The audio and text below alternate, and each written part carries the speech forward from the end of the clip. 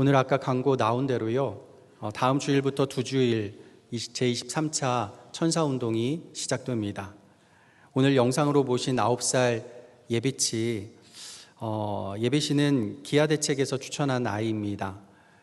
아이 아빠 목사님의 기도 제목 들어보셨을 텐데, 그 제목처럼 정말 예비씨가 하나님의 특별한 돌보심이 있으셔서 정말 휠체어라도 앉아서 함께 가족이 예배드릴 수 있는 은혜가 있기를 간절히 소망하고, 또 그렇게 함께 기도해 주시면 감사하겠습니다. 주중에는 로비에 기도 편지를 쓸 수 있는 자리가 마련될 겁니다. 예년에는 대상 아이들을 위해서 기도하는, 그리고 격려하는 그런 기도 편지를 포스트잇에 적어 주셨는데요, 올해는 특별히 아이들 돌보는 엄마들을 위해서 한번 기도해 주시고 또 기도카드 적어 주시면 좋을 것 같습니다. 정말 언제 끝날지 모를 그런 돌봄이 계속되는 그 엄마들 너무 많이 힘들 텐데, 그 엄마들 위해서 또 격려의 말, 또 기도의 글 적어서, 짧게라도 적어서 붙여주시면 감사하겠습니다. 다음 주일에 영상으로 보실 두 아이 중에 한 명은 제가 지난 3월에 설교했던 설교 중에 같이 보았던 영상 있죠. 최고 바보, 그 동요를 지은 아이이고요. 또 한 명은 26살 청년인데 5살 때 뇌염에 걸린 다음부터 지금까지 산소호흡기를 계속 달고 살아야만 하는 청년이라고 합니다. 우리 교회 복지재단 장로님이 지난 3월 설교 중에 최고바보 동요를 들으시고는 그 아이가 마음에 훅 들어왔대요.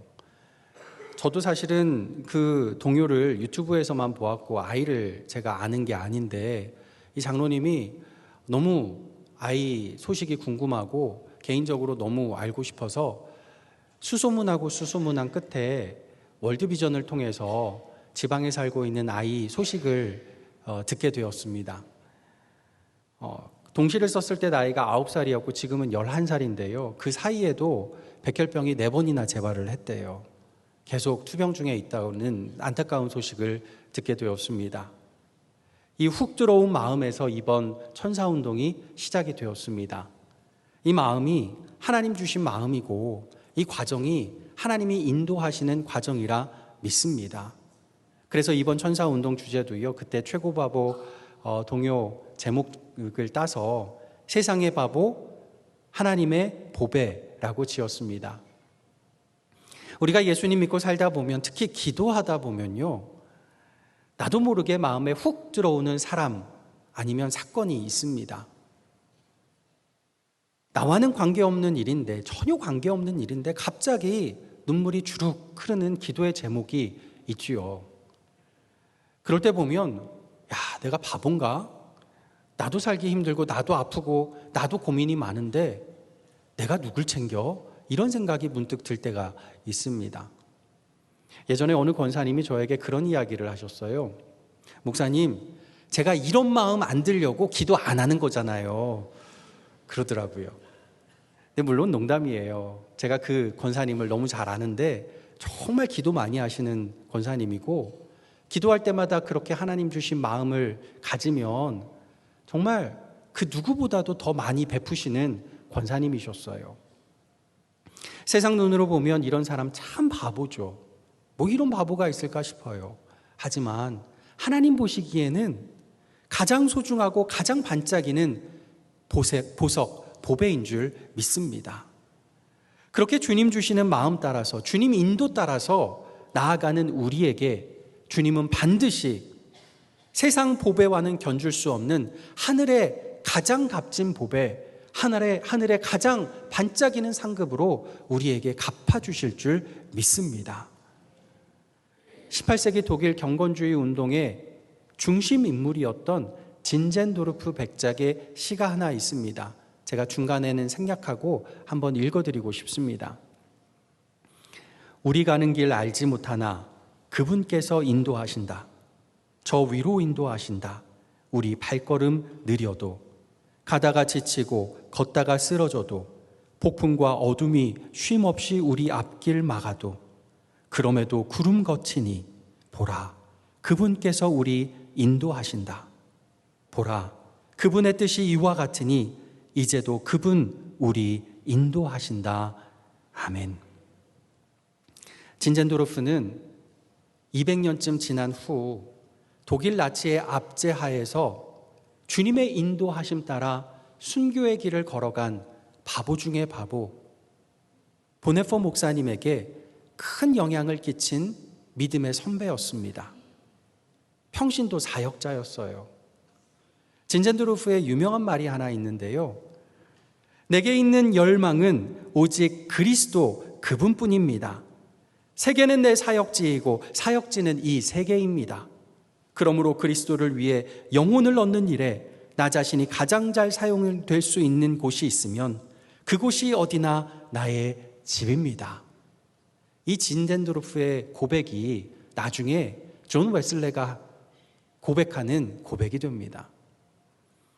오늘 이 고백은 오늘 본문을 기본으로 하고 있는 고백이에요.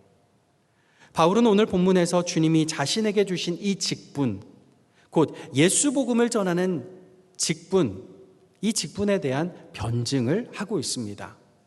변증을 한다는 건요, 반론이 있었다는 이야기예요. 반론이 어떤 반론이었냐면 바울이 가진 직분 가짜다, 이런 반론이 거세었어요. 고린도 교회는 바울이 열심을 다해서 전도하여 개척한 교회입니다. 바울이 심장이라도 꺼내줄 수 있을 만큼 사랑하고 또 사랑한 교회였어요. 그런 교회가 바울의 직분을 의심하고 바울을 여러 말로 비방합니다. 아니 도대체 어떤 일이 있었길래 이렇게 됐습니까? 바울은 교회가 든든히 세워진 후에요, 다른 곳도 또 선교하기 위해서 그곳을 떠납니다. 바로 그때 그 바울의 빈자리, 그 틈을 타고 거짓 교사들이 교회 안으로 들어와요.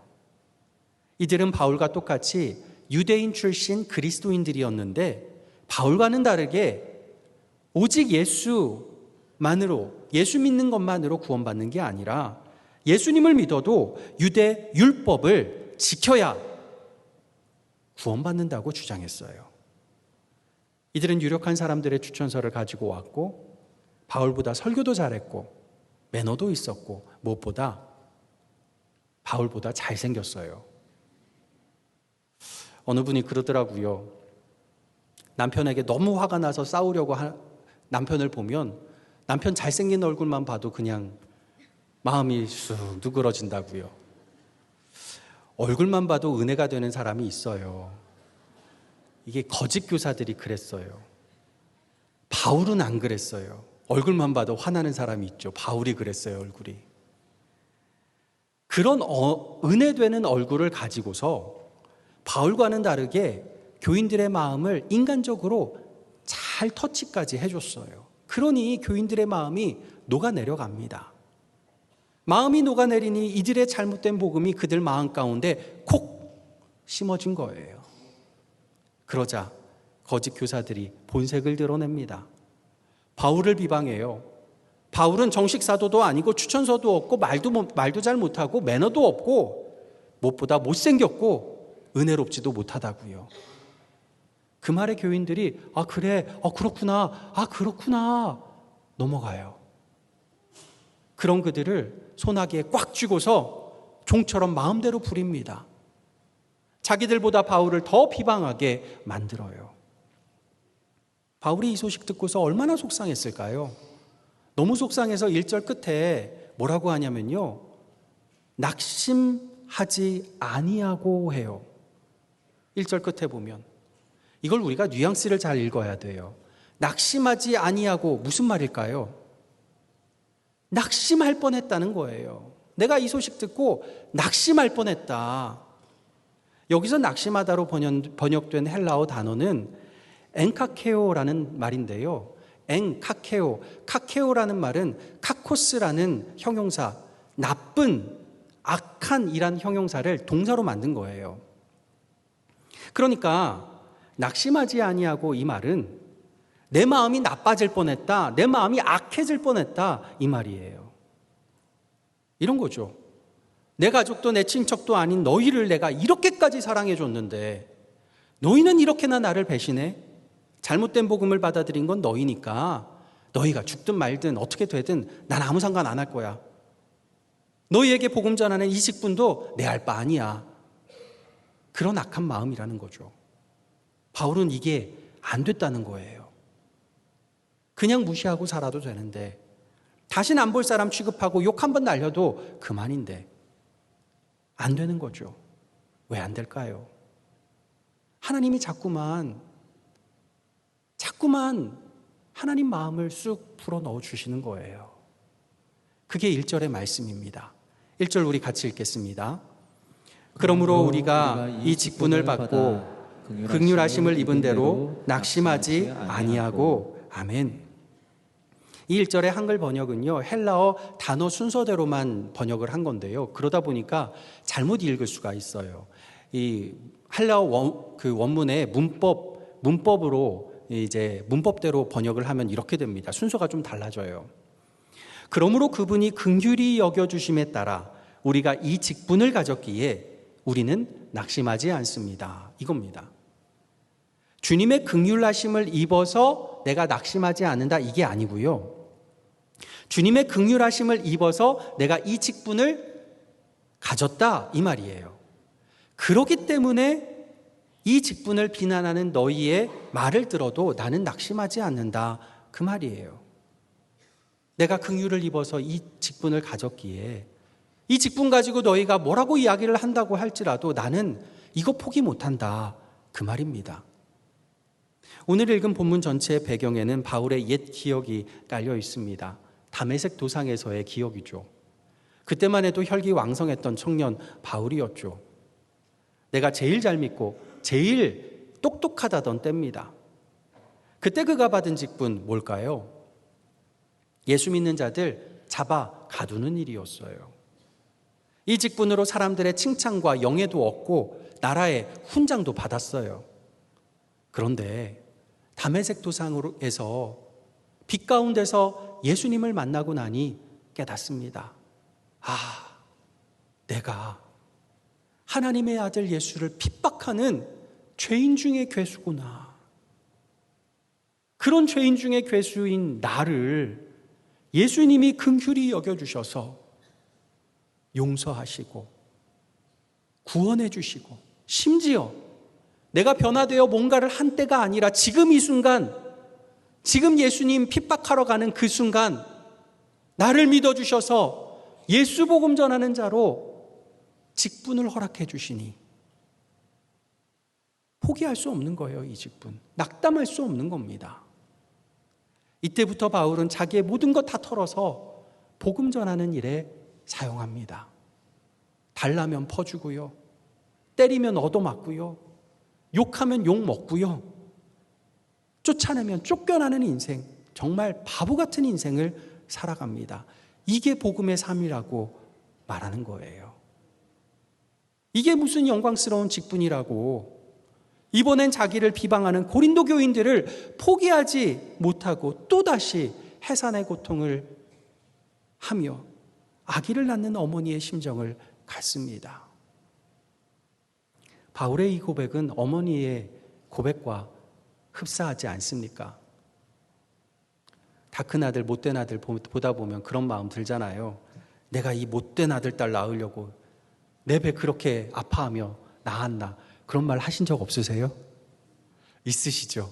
말은 안 해도 속으로 생각은 아마 하셨을 거예요. 그렇게 생각하다가도요, 이 아이 내 아이인데 어떻게 하겠어요? 어떻게 나쁜 마음 먹겠어요? 내 아이 잘못될까, 아플까, 혹시나 잘못된 길 걸어갈까, 눈물로 기도하는 어머니의 마음 같습니다. 그러면서 말합니다. 2절에 내가 너희를 속인 적이 없다고요. 내가 말씀 전하면서 너희에게 돈 뜯어낸 적이 있느냐? 너희를 쥐고 흔들려고 한 적이 있느냐? 변명을 합니다.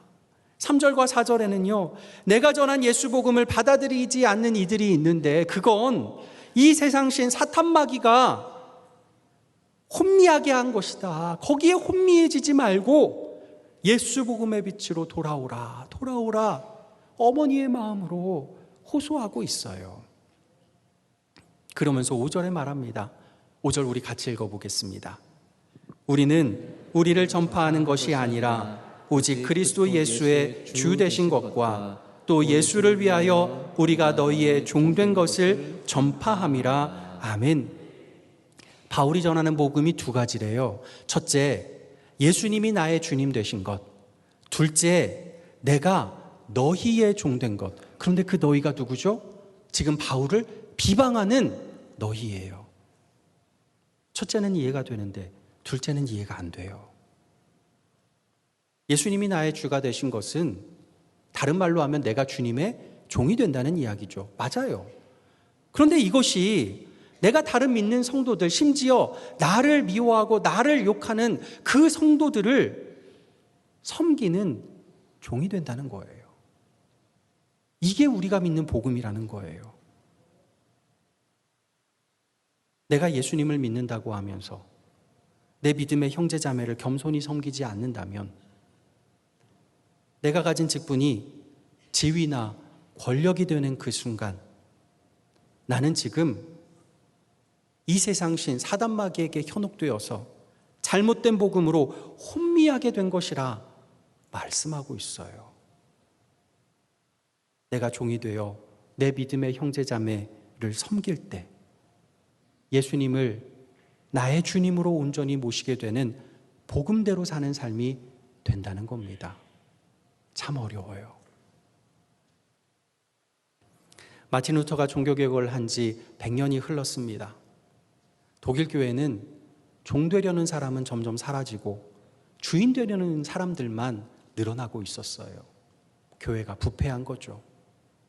이 부패한 교회를 다시 계속 개혁하기 위해서 말씀으로 돌아가자. 매일 말씀을 묵상하는 독일 경건주의 운동이 일어납니다. 이 운동의 초창기에 여러 목회자들을 뒤에서 이름 없이 빛도 없이 기도하며 물질로 섬긴 여성이 있었습니다. 이분을 통해서 독일 경건주의 운동이 제대로 바로 서게 됩니다. 그녀의 이름은 헨리에타. 그녀의 외손자가 한 명 있었는데요. 일찍 아버지를 여의고 이 외할머니 손에서 길러집니다. 그러면서 외할머니의 섬김과 헌신, 기도를 보고 배우고 자라게 돼요. 이름은 니콜라스 루드빅 폰 진젠도르프 백작. 아까 처음에 제가 읽어드린 그 시를 지은 진젠도르프입니다. 그가 19살 때 그림 하나를 보게 되는데요. 이 사람을 보라 라는 제목의 예수 십자가의 그림이었어요. 그 그림 밑에 글귀가 하나 적혀 있었는데요. 나는 너를 위해 목숨을 버렸건만 너는 나를 위해 무엇을 하였느냐. 이 글귀를 읽으며 묵상하다가 그 앞에서 도전을 받고 주님께 결단합니다. 나 평생 하나님의 종으로 살겠습니다. 결단해요. 그로부터 3년 후 진젠도르프가 22살이 되던 1722년 체코에 불었던 로마 카톨릭의 이 개신교도들 박해하는 사건으로 인해서 모라비아 개신교도들이 집에서 쫓겨나서 갈 데가 없어 방황하다가 독일로 망명 옵니다. 이들이 떠돌다가 잠시 머문 곳이 이 진젠도르프의 영지였어요.